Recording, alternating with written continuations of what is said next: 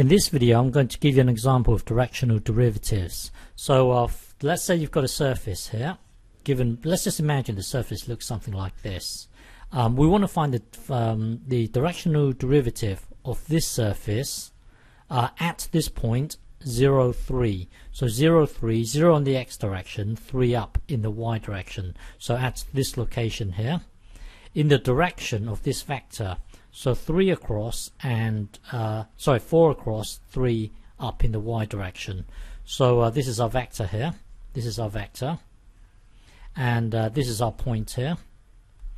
And this is our surface. So when you try and picture this problem in your mind, visualize this. You've got a vertical sheet of paper in the direction of the vector. So this is our vertical sheet of paper. Where the vertical sheet of paper intersects with the surface, let's just imagine it intersects right here. Oops, hang on. It intersects something looking something like this, say. So this point here directly up would hit the surface right here, and then this vector here straight up, let's say it hits it somewhere around here. And then you've got yourself a right angle triangle down here. Okay, so remember, this has to be a unit vector. I can't depict that on this diagram, otherwise it will become too small and it's hard to see. So this we want to work out this this directional derivative, meaning there's a difference in the height here. There's a difference in the height with respect to this distance, which is s. Okay, so that's what it means. We got to find out this this gradient here. We got to find this gradient here. Well, in some of the earlier videos, to find out that gradient, we would, well, it was blah blah blah blah, and it took us to here, and you can visualize, well, in this this grad f is really this block here, and then this is our unit vector here.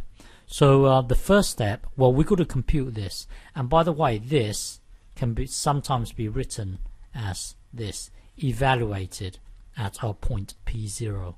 P0 is our point here, is this point here, P0.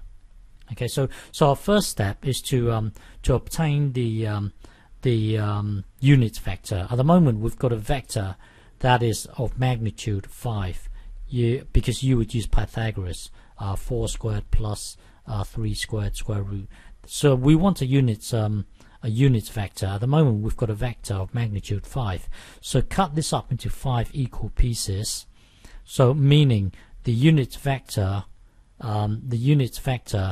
is given by the vector itself divided by the magnitude of the vector. So this in our case is 5. So what you do is you get this, cut it into 5 equal pieces. 1, 2, 3, 4, 5. See this 3 here? Cut up into 5 equal pieces. 1, 2, 3. But the point here is that our unit vector is given by this. It's given by this. So we now know our unit vector. We now know our unit vector in that direction. Now we've got to work this out. Remember, working this out is us finding the partial derivative with respect to x evaluated at our point, and find the partial derivative with respect to y evaluated at our point. So what that means is this. What that means is this. Our point is here. So we've got to find the partial derivative with respect to x. So in your mind, you've got to visualize a vertical sheet of paper like this, and where the vertical sheet of paper intersects, let's just imagine it looks something like this, intersects with the surface, and then with respect to y, well, you've got to imagine the vertical sheet of paper in the y direction, and where it is, let's just imagine it looks something like this, where it intersects with with the surface will look something like this. So really, back in the X direction, hang on, let me just draw my vertical sheet of paper in the X direction. So at our point here, we've got the we've got the partial derivative in the X direction. That's this bit here. And then we need to work out the partial derivative in the Y direction, evaluated at this point here. So we need to do that. We need to find grad f. We need to find grad f, and inside grad f is this block here. So we've got to find this and this. So hang on. So we know our unit vector. We've done our unit vector. Now we've got to look at our original function and partially differentiate it with respect to x. So that would then give us this thing here, and then partially differentiate it with respect to y. That would then give us this thing here. So I'm expecting you to know how to do this, and then we need to evaluate it at our point p0. So at our point p0, the partial derivative in the with respect to x is 6, and with respect to y is 0.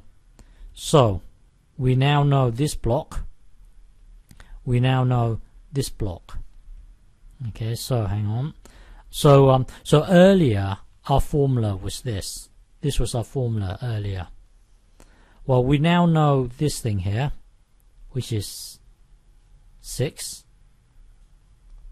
We now know this thing here, which is 0.